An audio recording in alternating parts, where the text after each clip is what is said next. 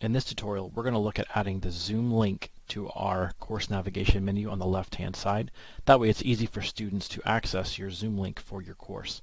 To do this, you will have had to have 1. Created a Zoom account, and 2. Already created a meeting for your course. You're going to need that meeting URL in order to set up the app for your classroom.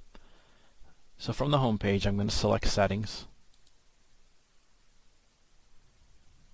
And here I want to select Apps on my Apps menu. And we're going to search for the Redirect tool. When I find that tool, I'm going to click it and say Add the app. And now we're going to add the app configuration. I want this app to be called Zoom Webinar.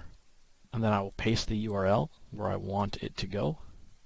I want to make sure I force open in a new tab and show in course navigation. This is the part that will add it to that navigation menu on the left-hand side.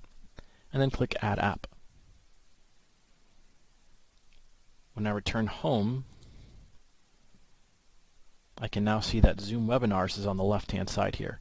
And as the teacher, when I select the link and open in a new tab, it's going to ask you if you would like to open your Zoom meeting. And I'll say yes. And it's going to immediately start my meeting for me. I don't have to go to Zoom and manually start the meeting. It will do that directly. And then when I'm finished, I'll select End, and that meeting's over. What's nice is I can continue to use that same link every time. I could have one link for all of my classes, or I could have separate links for each class, depending on how I want to set it up. But regardless, when I select Zoom Webinars and click Open a New Tab, it's going to open up your Zoom meeting and start it for you.